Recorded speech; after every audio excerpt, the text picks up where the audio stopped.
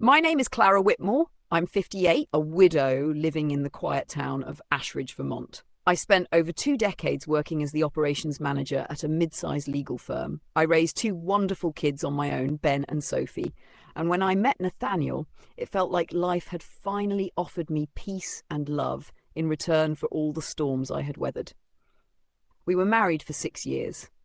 But one Wednesday night, everything changed. The only sound at our dinner table was the clinking of forks against porcelain. Nathaniel sat across from me, eyes fixed on his pasta, shoveling it in like he hadn't eaten in days. His phone buzzed on the table beside him. One message, blinking like a siren in the dim light. I wish I could say I resisted the temptation, but something inside me already knew.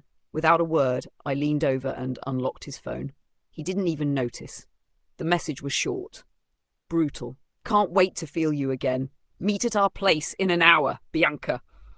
My heart thudded against my ribs. Bianca. I'd heard her name before.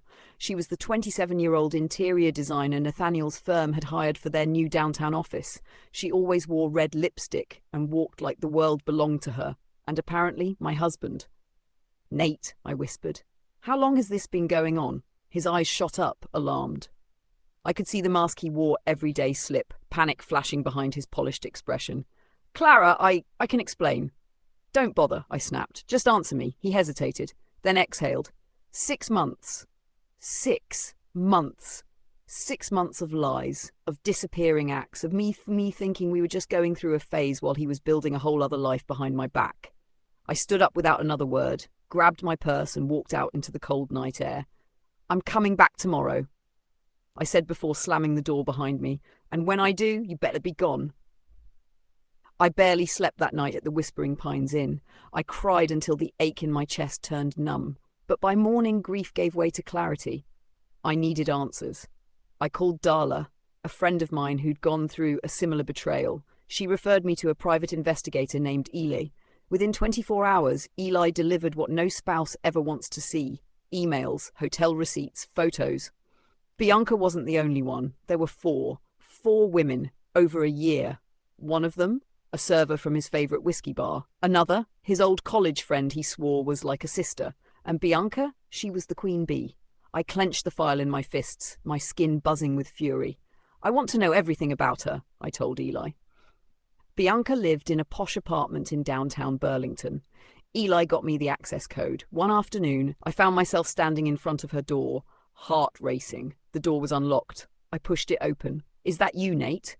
A honeyed voice called. She walked out barefoot, wrapped in a silk robe. But when she saw me, oh, it's you. You're the woman who destroyed my marriage. She didn't even flinch. Well, if it isn't Mrs. Whitmore, she smirked. Took you long enough. The audacity, the smugness, the sheer venom behind her lips. I slapped her. The sound echoed through her pristine apartment like a gunshot. You're going to regret that, she hissed. No, I said coldly. You are. Nate's broke. He spent our savings trying to impress a gold-digging opportunist. Her smile wavered. Good. But I wasn't done. Back home, I dropped the entire file of evidence onto the living room floor. Nathaniel went pale. You stole money from our joint accounts, I spat, to pay for dinners, hotel rooms, gifts, apartments, for them. He went from sheepish to furious. You're the one who made our marriage miserable, Clara, he roared. Can you blame me for trying to find some happiness? Is that what you call it? Happiness? With a woman who's been seeing a 60-year-old real estate tycoon on the side? He blinked. What? I leaned in. She's not with you for love, Nathaniel. She's with you for your wallet.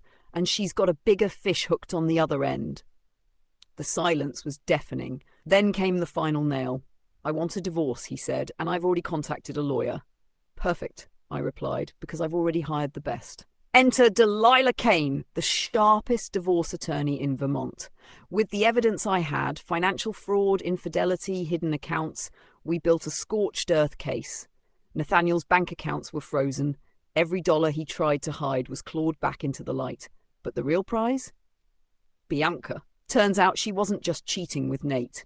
She was also on the arm of Charles Lyndon, a married mogul with a reputation for discretion and a wife with a sharp temper. We leaked the receipts, photos, texts, surveillance, all of it. And we made sure Mrs. Lyndon got it first. Our grand reveal happened at the Ashridge Charity Ball, the same event where Nate once paraded Bianca around like a trophy. Only this time, the trophy was about to be smashed.